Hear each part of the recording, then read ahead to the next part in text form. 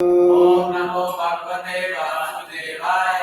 ओम नमो भगवते वासुदेवाय। ओम नमो भगवते वासुदेवाय। हरे कृष्णा। हरे कृष्णा। आप सबका बहुत बहुत स्वागत है। 2024 का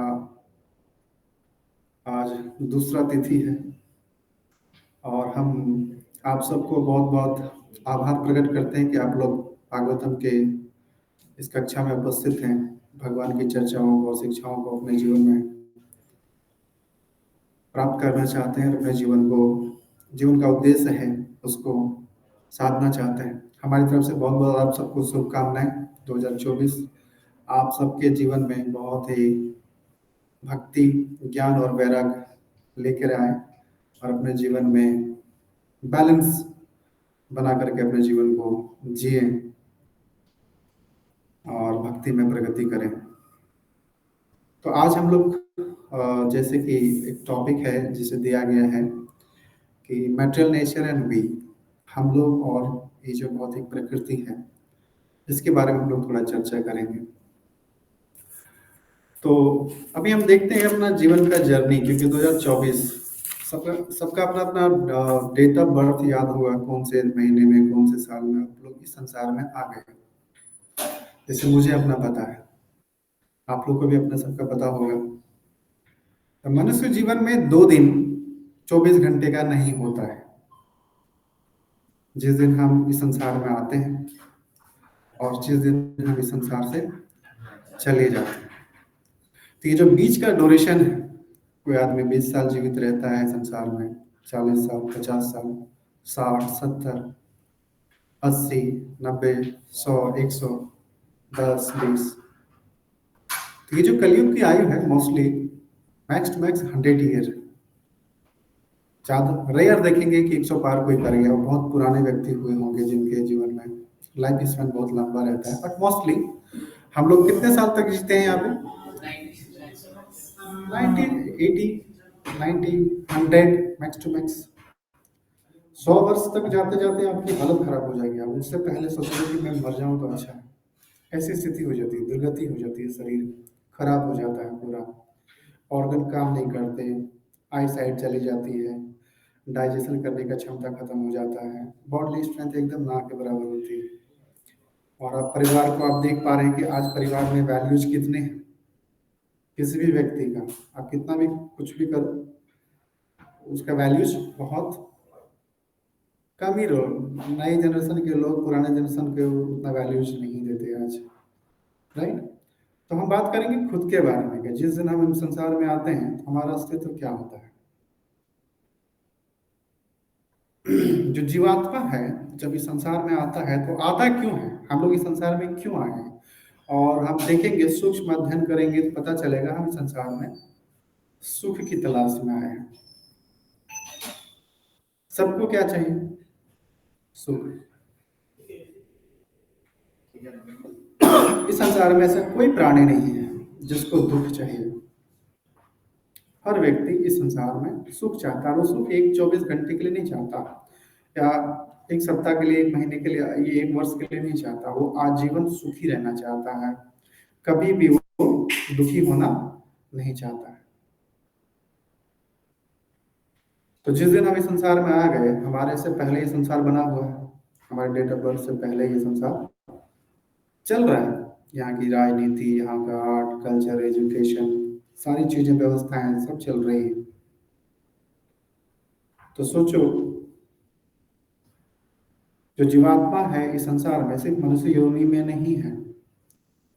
मनुष्य को छोड़ दिया जाए तो जानवर है, पशु पक्षी, कीट पतंग, पेड़ पौधे, सब में जीवात्मा है। और जो जीवात्मा है वो इस संसार में नाना नाना प्रकार के शरीरों में कैद हो जाता है अपनी भौतिक इच्छाओं के फलस्वरूप। ये जो हमारा शरीर मिला है, ये क्यों मिला है? क्योंकि हमारे जीवन में, या तो इस जीवन में या इस जीवन के पूर्व जीवन में, हमारी भौतिक इच्छाएं अधूरी रह गई। और यही भौतिक इच्छाओं को पूर्ण करने के लिए हमें ये भौतिक प्रकृति हमें ये नाना प्रकार के शरीर देती है और उसका लाइफ ड्यूरेशन कुछ साल तक रहता है। और जैसे ही एक कर्म का जो सिद्धांत है, जो कर्म की जो फल है, जो उसको हम भोग लेते हैं सुख और दुख के रूप में, और वो जब खत्म हो जाता है तो उसको कहा जाता है मृत्यु, यानी कि डेथ। मतलब एक सेट ऑफ एक्शन, उसका जो रिएक्शन हमें मिलता है, तो जैसे वो रिएक्शन खत्म हो गया तो मीन्स ये पर्टिकुलर जो बॉडी है ये छीन जाती है हमसे और मरना पड़ता है, यानी इसको देहांतर कह सकते हैं। जीवात्मा तो कभी मरती नहीं, लेकिन भौतिक प्रकृति जो हमें ये शरीर मिला है, ये शरीर हमसे छूट जाता है। और फिर चूंकि इच्छाएं अनंत हैं और इच्छाएं कभी खत्म नहीं होती है, और वही इच्छाओं को पूर्ति करने के लिए फिर हमें भौतिक प्रकृति हमारे कर्मों के हिसाब से नया एक शरीर देती है, और फिर उसी शरीर के माध्यम से हमारा एक नया एक्शन और रिएक्शन ये प्रारंभ हो जाता है, और ये अनंत काल तक चलते ही रहता है। ये कभी खत्म नहीं होता, ये कभी खत्म नहीं होता। मन में उठने वाले विचार कभी समाप्त नहीं होते। मन में हमेशा कामनाएं बनी रहती है, इच्छाएं बनी रहती है। और वो इच्छा है क्या? इस संसार में अपना प्रभुत्व जमाना, ये मेरा है, ये मुझे चाहिए, इस पर मैं अधिकार करना चाहता हूँ। कुछ लोगों के पास घर नहीं है तो वो घर के लिए जमीन ढूंढता है, फिर घर बनाता है, कुछ साल तक रहता है, फिर परिवार, पत्नी, बच्चे, समाज, दोस्त, कुटुंब, यही सब में उलझा रहता है। मैं और मेरा, मैं और मेरा, और मैं और मेरा। और सडनली उसका जैसे कर्मा खत्म हो जाता है, उसका रिएक्शन खत्म हो जाता है, तो वो इस संसार से चला जाता है। फिर रिएक्ट जिस चीज के लिए उसने जीवन भर प्रयत्न किया, परिवार, समाज, कुटुंब, पत्नी, बच्चे, जमीन, घर, बैंक बैलेंस, ये सब पे उसका पूर्ण अधिकार अब रहा नहीं रहा। अब उस पर कोई और अधिकार करेगा। तो ये जो चल रहा है, इसी को कहा जाता है भौतिक इच्छाएं, मटेरियल डिजायर टू लॉर्ड और मटेरियल नेचर। इस ब्रह्मांड में पृथ्वी है, पृथ्वी में बहुत सारे देश हैं, उस देश में भारत, भारत में बहुत सारे राज्य, उसमें से एक महाराष्ट्र, महाराष्ट्र में बहुत सारे जिले, एक जिले में मैं रहता हूँ, एक तालुका के अंदर एक छोटा सा जमीन मुझे है, और उसी को लेकर के मैं बहुत अहंकारित रहता हूँ। उसी की रक्षा में, उसी को मेंटेनेंस में, और उसी को एक्सपेंड करने के लिए मैं दिन रात प्रयत्न कर रहा हूँ, जबकि कोई भी चीजें हमारे हाथ में नहीं रहने वाली है। कुछ रहेगा? कुछ भी नहीं रहेगा, कुछ भी नहीं रहेगा। सिर्फ पुरुष ही नहीं, मतलब सिर्फ मनुष्य ही नहीं, ये जो जीवात्माएं जो है इस संसार में, मैं और मेरा, मतलब मेरा घर होना चाहिए, मेरे पत्नी, मेरे बच्चे होने चाहिए, ये सटल वे में आप जब आप इसको अध्ययन करेंगे पता चलेगा जानवरों में भी है ये भावनाएं मौजूद। वो भी परिवार बनाता है, समाज बनाता है, परिवार की रक्षा करता है, भरण पोषण करता है, और उसको भी मरना पड़ता है। वल्जानवलखान्य स्थावरा लक्ष्य विंशति कृपया रुद्र संख्यका पक्षिणा 10 लक्ष्य का त्रिशविंशति पांचवा चतुर्लखानी मान। तो एक साइकिल है, इसको बोलते हैं ट्रांसमाइग्रेशन। एक जीवात्मा एक शरीर से दूसरे शरीर, दूसरे शरीर से तीसरे, तीसरे से चौथे, इस प्रकार से 84 लाख रूपों में संसार में भ्रमण करता है। यानी कि ये कहा जाए कि हम लोग अगर मनुष्य योनि में अभी पहुंचे हैं तो इससे पहले हमने ये चक्कर कई बार लगाए होंगे, क्योंकि अभी तक हमें मुक्ति नहीं मिली है।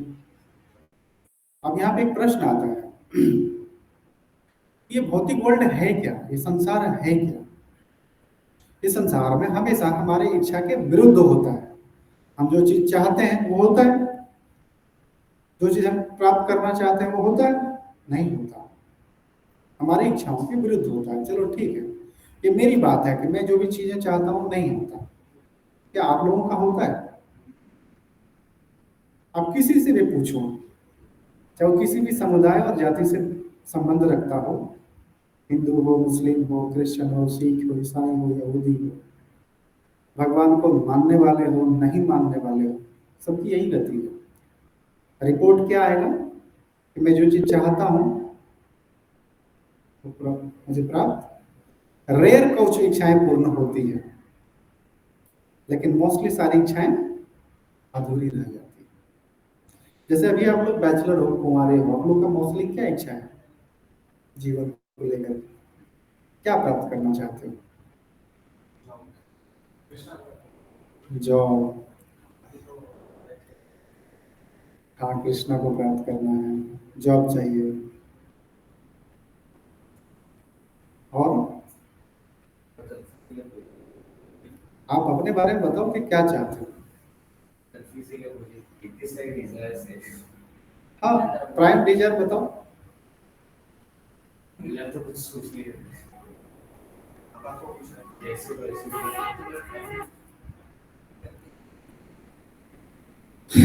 मोस्टली हम इस संसार में एक सिक्योर प्लेस चाहते हैं।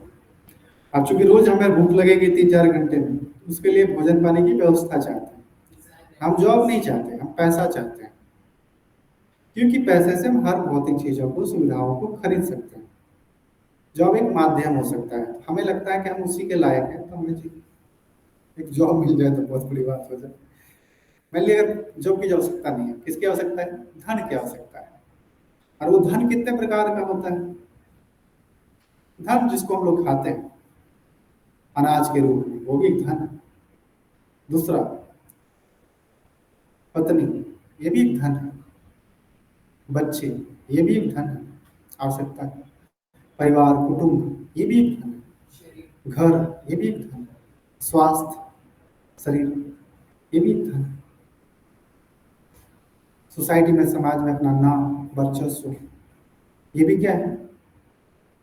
These all are called assets. हम चाहते हैं इस चीज को। शादी हो गई आप लोग? करोगे?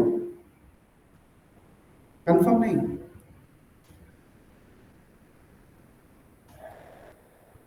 देख, जीवन में इच्छाएं तो रहती है कि शादी करनी है।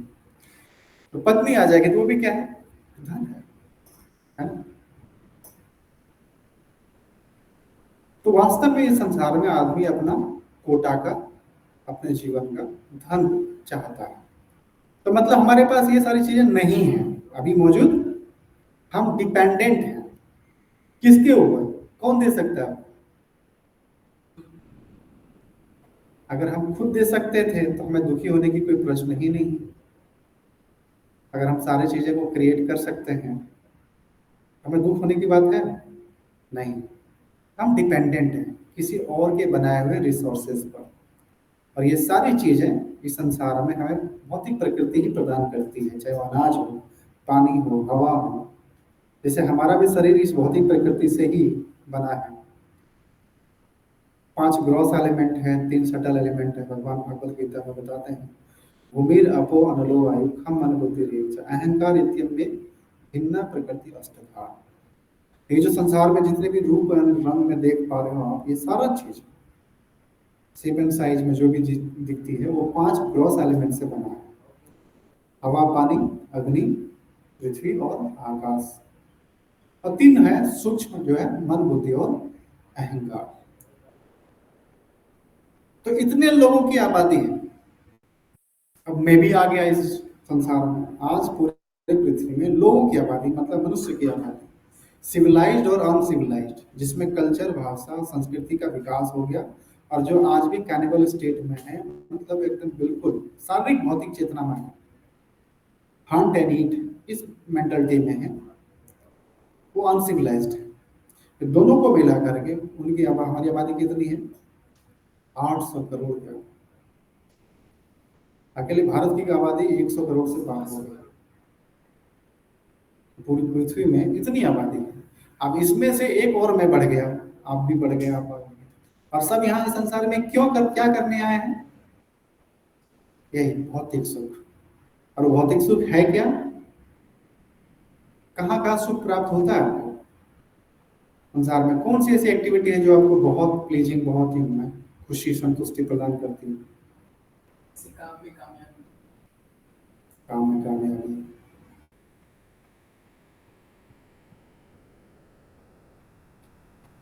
प्राइम ऐसे तो देखा जाए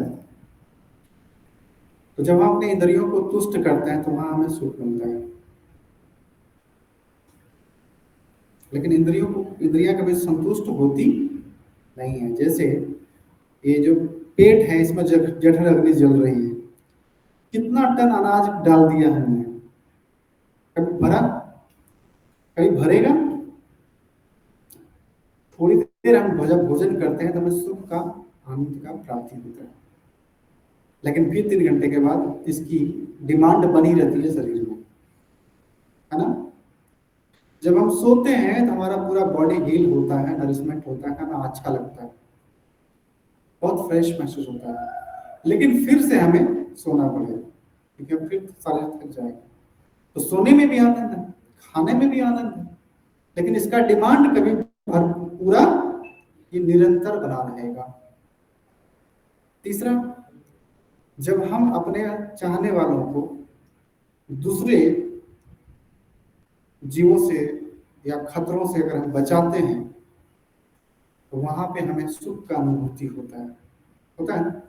जैसे कोई देश अगर हमारे भारत पे हमला करने वाला होता है तो हमारे भारतीय जवान अगर उनको बचा लेते हैं तो वी फील प्राउड, है कि नहीं? चिल्लाते हैं भारत माता की जय, बोलते हैं। फैमिलीज को बचा लेते हैं, अपने पत्नी को, परिवार को रक्षा प्रदान करते हैं, देन वी फील प्राउड। पुरुषार्थ वहाँ नजर आता है, अचीवमेंट नजर आता है। लेकिन क्या लगता है कि एक बार बचा लेने से हमारा परिवार सुरक्षित हो गया? और किस किस से हम बचा पाते हैं? जब तक ये शरीर है, इस शरीर में खतरा हमेशा बना रहता है। वात पित्त और कब्ज से बना हुआ शरीर है, चाहे माता पिता का हो, परिवार का हो, पत्नी का हो, बच्चे हो, किसी से भी आप प्रेम करो, सबका शरीर ये 3 चीजों से बना हुआ है। चाहे वो किसी भी संसार में, किसी भी व्यक्ति, किसी भी प्रांत में रहता है। और जब ये डिसबैलेंस हो जाता है तो नाना प्रकार की बीमारियां आ जाती है। आज आपके मुंह में कितने दांत हैं? 32 दांत है। कभी आप डेंटिस्ट के पास विजिट करो, 72,000 वहां पे गोलियां, दवाइयां मिलेंगी आपको। 32 दांत को मेंटेन करने के लिए इतना बड़ा क्लिनिक। उसी प्रकार से आपको जितने ऑर्गन्स हैं उतने बड़े बड़े डॉक्टर्स हैं, उसका इलाज और ट्रीटमेंट थेरेपी है। उसके बावजूद भी क्या हम बच पाते हैं संसार में बीमारी से? क्या हम बच पाएंगे? नेवर। क्यों? क्योंकि इस भौतिक प्रकृति का ये एक रूल्स है, जातस् हि ध्रुवं मृत्यु ध्रुवं जन्म मृत्यु से च तस्मात् अपरिहार्यते नात्वं शोचितुम् अर्हसि। जिसका जन्म हुआ है उसकी मृत्यु निश्चित है, और जिसका मृत्यु हो गया उसका जन्म निश्चित है। चाहे वो व्यक्ति हो या कोई वस्तु हो या कोई विचार हो, अगर वो जन्म लिया है तो धीरे धीरे धीरे कुछ दिन के बाद खत्म होगा। तो हमारी भी लाइफ जर्नी क्या होगी? खत्म होगी। हम इस संसार में आ गए अपना प्रभुत्व जमाने के लिए। किस चक्कर में? आहार, निद्रा, भय और मैथुन।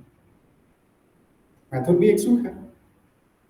फिजिकल डिमांड जब पूरी होती है, वी फील सेटिस्फेक्शन, हैप्पीनेस। लेकिन वास्तव में वो सुख है क्या? ये जो सारी जो सुख है ये शारीरिक स्तर पर है, और ये सुख छोटे छोटे जीव जंतुओं को भी मौजूद है। कीट पतंग भी एक्सपीरियंस करते हैं, कुत्ते बिल्ली भी एक्सपीरियंस करते हैं। मनुष्य भी अगर उसी शारीरिक चेतना में लगा रहेगा तो उसका जो हायर टेस्ट जिसको कहते हैं आध्यात्मिक सुख, जो सिर्फ और सिर्फ मनुष्य जीवन में ही संभव है, उसको हम लेने से वंचित रह जाएंगे। इसलिए चैतन्य महाप्रभु ने कहा है कि भारत भूमि के जन्म है लो जान, जन्म सार्थक करे करो परोपकार। बड़ा दुर्लभ जीवन है भारत में जन्म। क्यों? क्योंकि यहाँ के वातावरण में ही आध्यात्मिक ज्ञान घुला मिला है। बचपन से हम कुछ न कुछ सुनते रहते हैं भगवान के बारे में, उनकी शिक्षाओं के बारे में। और जितनी बार हम भगवान की शिक्षाओं को सुनते हैं, श्रवण करते हैं, हमारे जो अनंत जन्मों का जो चेन है, जो पाप का पुण्य का जो फल है, जो हमें मिलने वाला है सुख और दुख के रूप में, वो सब खत्म होते जाता है। And we become eligible for liberation, ultimate moksha. मोक्ष मतलब जहां से हम आए हैं वहां से चले जाओ। गवर्नमेंट ही शहर बनाती है और गवर्नमेंट ही जेल बनाती है। गवर्नमेंट क्यों जेल बनाती है, ये प्रश्न है। कभी आप विचार किया कि गवर्नमेंट जेल क्यों बनाती है और किसके लिए बनाती है? अब मुजरिम होते कौन है? समाज में रहने वाले लोग ही जब सामाजिक नियमों का उल्लंघन करते हैं तो उनको जेल में बंद करना पड़ता है। और जब तक वो उस मानसिकता से जिससे वो अपराध कर रहा था उसको जब तक वो बदलता नहीं तब तक उसको जेल में रहना पड़ता है। जेल को सुधार गृह कहते हैं, चेंज योर कॉन्शियसनेस। जब तक आप उस भावना का त्याग नहीं करेंगे जिससे आप लोगों को परेशान कर रहे हैं, किसी का जमीन हड़प रहे हैं, किसी की बीवी का आंचल खींच रहे हो, किसी का मर्डर कर रहे हो, किसी को डरा रहे हो, धमका रहे हो, ये जो चेतना है, इस ऑफेंडिंग मेंटालिटी को चेंज करना होगा, तभी हम समाज में रह सकते हैं।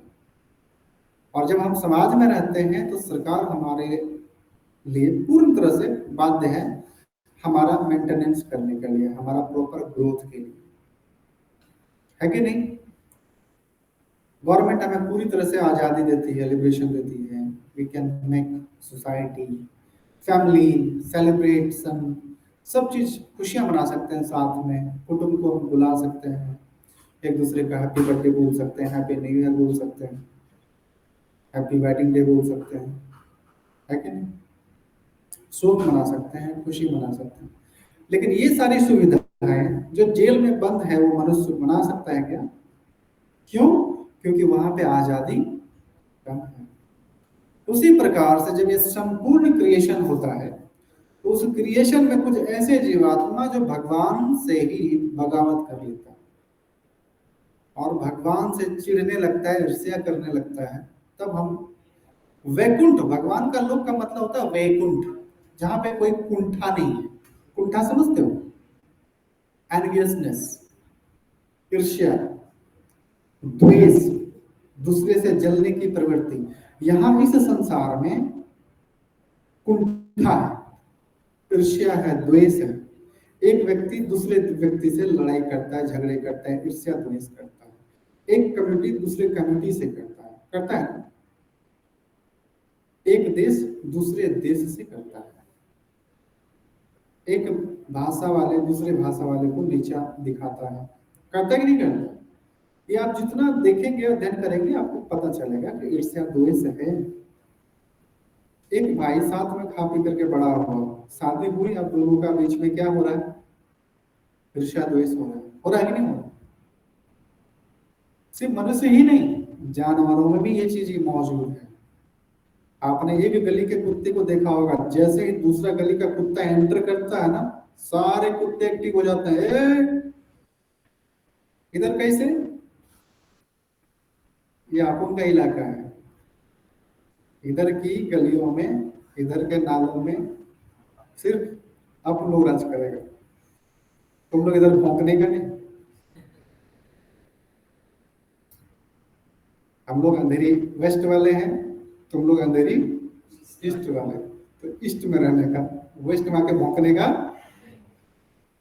और हाँ, सुनने में आया कि हमारी कुतिया को तुम लाइन मार रहा था, तो दूसरा कुत्ता कंप्लेन करता है, यस, है कि नहीं? तो फिर लड़ाइयां चालू हो जाती। ये जो प्रोपेंसिटी है,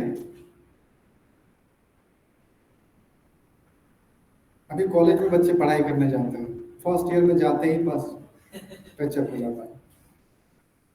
अब पता चला जिस लड़की को इसने प्रपोज करी वो लड़की को किसी और ने प्रपोज किया था, लेकिन लड़की ने उसको उसका नंबर ब्लॉक कर दिया, बेचारा टेंशन में।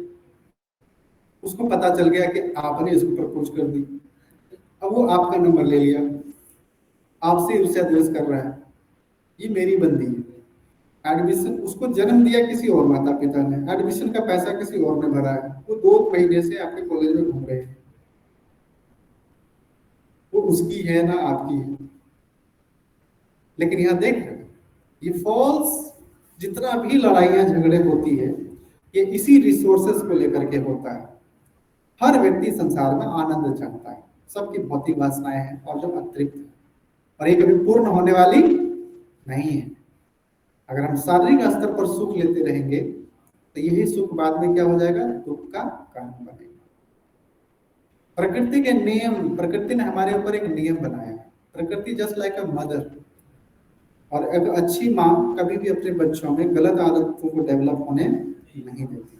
कभी मार खाए और मम्मी ने कभी पीटा, कभी खूब जूते से, डंडे से, मुक्के से नहीं। मेरी माँ तो झांसी की रानी थी पीटने में, वो जोड़ मारती थी। थोड़ी भी गलती हो जाए ना, सूत देती थी पूरी तरह से। जबरदस्त, बहुत बहादुर भी थी, सिखाती भी बहुत अच्छी। तो वो क्या चाहती थी कि हम कोई भी चीज गंदे तरीके से ना करें। घर में हम जैसे आप रहते हो, उस घर में रहने के लिए कुछ रूल्स रेगुलेशन है या नहीं है कि नहीं है? तो रूल्स रेगुलेशन मर्यादा को बनाए रखने के लिए है, ताकि बरोबर शांति रहे और सबकी उन्नति साथ साथ हो। और एवोल्यूशन का मतलब होता है परफेक्शन को प्राप्त कर जाना। ये जीवन अपने आप में बहुत महत्वपूर्ण है, ये मीनिंगलेस नहीं है। हम कभी अपने आप को अध्ययन नहीं करते। 2024 है, इस 24 को हाथ से जाने नहीं देना। इसमें आध्यात्मिक और भौतिक ये दोनों उन्नति होना चाहिए। ये कसम लेना है अपने जीवन में कि आज तक जो हुआ सो हुआ, अब हमें क्या करना है, जो हमारी आवश्यकता है। और हमारी क्या आवश्यकता है? अच्छा खान पान। शरीर को ज्यादा नहीं चाहिए। हमारा बॉडी जो है ना, अर्थ मेटल से 10% ही बना है, बाकी 70% क्या है, लिक्विड है, वाटर है। और पानी फ्री में अवेलेबल है, टाइम पे आप पीते रहोगे, बीमार नहीं पड़ोगे। अर्थ एलिमेंट कितना चाहिए, यानी कि फ्रूट कितना चाहिए, ग्रेन कितना चाहिए, 10%। 2 टाइम आप सफिशिएंट टाइम पे भोजन लेते हो, सफिशिएंट। रात में भोजन की आवश्यकता नहीं पड़ती। सुबह 9 बजे खा लिया, शाम में 4-5 बजे खा लिया, सूर्यास्त से पहले। Your body will be fit. Why to waste time? ज्यादा पैसा कमा के क्या करना है? सादा जीवन, उच्च विचार, that is the USP of our Indian culture. Yes, simple living. Kabira खड़ा बाजार में, मांगे सबकी खैर, ना काहू से दोस्ती, ना काहू से बैर। ये जो पोजीशन है, दैट्स वेरी हाईली इंटेलेक्चुअल। और इस पे जो बड़े बड़े फिलोसफर होते हैं, जो बड़े बड़े प्रोफेसर होते हैं, जो टीचर्स होते हैं, जो आचार्य होते हैं, they live in that position.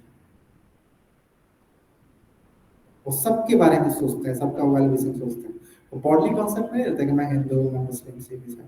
These all are the bodily designation कि मैं हिंदू, मैं मुस्लिम, मैं सिख, मैं ईसाई। अच्छा, एक बात मैं पूछता हूँ आपसे। जब माता पिता, मतलब एक मेल और फीमेल, जब दे यूनाइट ईच अदर, तो जब जीवात्मा माता के गर्भ में पहुंच जाता है, तभी से हमारा क्या कहते हैं, शरीर का विकास का प्रक्रिया चालू हो जाता है। 7 महीने में हम फिर पूरी तरह से हमारा शरीर डेवलप हो जाता है और चेतना रिटर्न हो जाती है।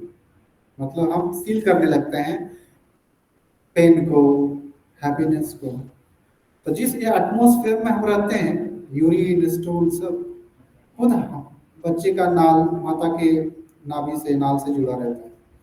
और माता कभी गर्म खाती है, कभी ठंडी खाती है, तो बच्चे की बेबी स्वास्थ्य पे उसका असर पड़ता है। और उल्टा लटके रहते हैं। और बच्चा जब, बच्चे के पेट से भी जो यूरिन और स्टूल निकलता है, वो उसी पानी में घुला रहता है जिसमें बच्चा खुद पैक है। समझो, मुंह में जा रहा है, कान में जा रहा है, स्टूल, यूरिन, ब्लड कंटेमिनेटेड, वो जो फ्लूइड रहता है, उस एटमॉस्फेयर से बच्चा निकलना चाहता है। उस स्थिति में उस बच्चे को मालूम है कि मेरी माँ कितनी पढ़ी लिखी है, हिंदू है कि मुस्लिम है कि सिख है कि ईसाई है, या मेरा बाप कौन है, गोरा, काला, हैंडसम है, एजुकेटेड है, अनएजुकेटेड है, एम्प्लॉयड है, अनएम्प्लॉयड है, कुछ मालूम नहीं। माँ बाप को मालूम रहता है कि बच्चा जो गर्भ में है वो बेटा है कि बेटी है, कि स्वस्थ होगा पैदा या अपाहिज होगा कि अंधा होगा। कुछ मालूम है? All are ignorant. एक दूसरे से दूर दूर तक कोई कनेक्शन नहीं है। ये प्रकृति के नियमों के द्वारा बच्चे का भरण पोषण हो रहा है। समझ रहे? जब बच्चा आउट ऑफ फ्रस्ट्रेशन जब लात मारता है तो माँ को लगता है वाह, फर्स्ट किक।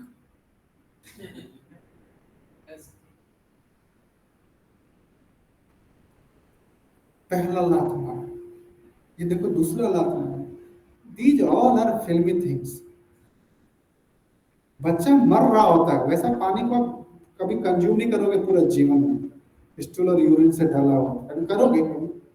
और वहां पे उस चीज को कंज्यूम करना पड़ता है। कितनी तकलीफें होती होंगी, सिर्फ बच्चे को ही नहीं, माता को भी होता है। और माता जब गर्भवती होती है ना, तब उसको जब दिन दिन दिन जब पीड़ा बढ़ता है, यथा लीवर पेन होता है, वो मन ही मन सोचती है कि आज के बाद मैं कभी भी अपने पति के पास नहीं जाऊंगी। 10 मिनट की जो चर्म सुख के लिए इतना बड़ा टेंशन, इतना परेशानी, इतना पीड़ा। और बच्चा सोचता अंदर में कि हे भगवान, उसमें भगवान की चेतना बहुत ही पवित्र और आध्यात्मिक होती है। वो उस दुख को अनुभव करने के बाद भगवान को याद करता है। भगवान सबके हृदय में परमात्मा के रूप में। गॉड, मुझे बाहर मत भेजो, मुझे यहीं से रिटर्न ले जाओ और मुझे माफ कर दो। मैं, अगर मुझे ये जीवन मिलता है तो मैं आपका भक्त बनूंगा। और अपने जीवन का जो असली समस्या है, बार बार जन्म लेना, बार बार मृत्यु को प्राप्त होना, बार बार बुढ़ापा, बार बार बीमारी, इस समस्या का समाधान करूंगा, ढूंढूंगा, आपके द्वारा दिखाए हुए मार्ग पे चलूंगा। और इस प्रकार से जब बच्चा पैदा होता है, अगर जिंदा पैदा हुआ, तो ऑलमोस्ट कभी आपने देखा होगा बच्चा ऑलमोस्ट डेड पैदा होता है, अनकॉन्शियस। इतना लीवर पेन होता है, ब्लडर फट जाता है बच्चे के मुंह में, पाँव में, कान में, नाक में, फेफड़े में, पेट में, हर जगह वो स्टूल यूरिन से घुला हुआ पानी पूरा फुल हो जाता है। सांस नहीं ले पा रहा है, ब्लड चल रहा है, फंसा हुआ रहता है अंदर अंधेरी गुफा से, धीरे धीरे धीरे धीरे धीरे धीरे, घंटे 2 घंटे तक हाथ में दम नहीं, पैर में दम नहीं, कान नाक कुछ काम नहीं कर रहा। भगवान की मर्सी पर ही वो जिंदा रहता है। क्योंकि उसकी भौतिक इच्छाएं थी, इसलिए भौतिक प्रकृति ने उसको उस प्रकार का शरीर दिया और एक जीवन शैली दिया। इतना साल तक हम संसार में रहोगे। और वो जब पैदा हो गया तो फिर भौतिक प्रकृति के तीनों गुणों के अधीन आ जाता है। और जब आ जाता है तो उसके बाद फिर क्या होता है, भूल जाता है कि उसकी वास्तविक प्राथमिकता क्या थी। और वो फिर क्या कर लगता है, भौतिक इच्छाओं को पूर्ण कर लगता है। इस शरीर को अपना मान लेते हैं और इस शरीर को मेंटेन करने के लिए फिर नाना प्रकार का कार्य कर लगता है। तो वास्तविक समस्या क्या है, अपने आप को जानना। तो जो असली माता पिता है, जो माता पिता है ना, just like a delivery boy, जो अमेजन में हमने ऑर्डर कर दिया, उन्होंने पैक करके हमारा सामान डाल दिया, बस फिर उससे कोई रिश्ता। तो वास्तविक जो हमारा पहचान है, 5-6 दिन की 10 दिन के बाद हमें एक नाम मिल जाता है जो माता पिता में दे देते हैं। तुम्हारा नाम आज से श्याम, राम, राहुल, राजू, पिंटू, ऐसा कुछ नाम डाल देते हैं। लेकिन उस नाम से फिर हम आजीवन जाने जाते हैं। लेकिन उस नाम से पहले भी हमारा अस्तित्व था एक शरीर के रूप में, है कि नहीं, जिसका क्रिएशन भगवान ने किया। उस नाम से पहले, माता के गर्भ से भी पहले हमारा अस्तित्व कहाँ था, पिता के शरीर। और पिता के शरीर में हम कैसे थे, आज आत्मा, जो सीमन के जरिए माता के गर्भ में पहुंच। और उस जीवन, उस जीवात्मा के बारे में भगवान बोल रहे हैं कि सर्व योनिषु कौन्तेय मूर्तिया संभवन्ति तासाम महत योनि अहम बीजं प्रदापितः। इस संसार में जितने भी जीवित प्राणी हैं, चाहे वो पशु के रूप में, पक्षी के रूप में, कीट पतंग या मनुष्य के रूप में, सबका I am the seed giving father, मैं ही उसका ओरिजिनल डैडी हूं। Krishna is our original daddy. समझ रहे हो? अब ये हम भूल गए हैं, इसलिए संसार में भटक रहे हैं। और जो कृष्णा कॉन्शियसनेस का जो प्रोसेस है, जो फिलॉसफी है, ये हमें रिवाइव करता है अपनी चेतना को रिटर्न करने के लिए। जब हम अपनी चेतना को रिटर्न करते हैं, भगवान से जोड़ लेते हैं, तो हमें फिर कोई दुख नहीं मिलता। और जीवन की जो भौतिक समस्याएं हैं कि खाना पीना, आश्रय, परिवार, समाज, इसमें भी डिटैचमेंट होना चाहिए। बहुत ज्यादा अटैचमेंट लोगों को सुसाइड के कगार पे खड़ा कर देता है। आप किसी भी वस्तु से बहुत ज्यादा अटैच हो ना, that will give you so much pain. क्योंकि संसार में जिसका संयोग है उसका वियोग निश्चित है। चाहे वो पत्नी हो, प्रेमिका हो, परिवार हो, समाज हो, परिवार, अपना ही पूरा शरीर हो। बचपन का शरीर मिला, छूटा कि नहीं छूटा? बहुत अटैच थे हम उस शरीर में। अभी जवानी का शरीर मिल रहा है, किशोरावस्था का, ये भी 10 साल में खत्म। फिर बुढ़ापा, फिर मर मर जाना है, मतलब खत्म। मरना चाहते हैं हम लोग? नहीं।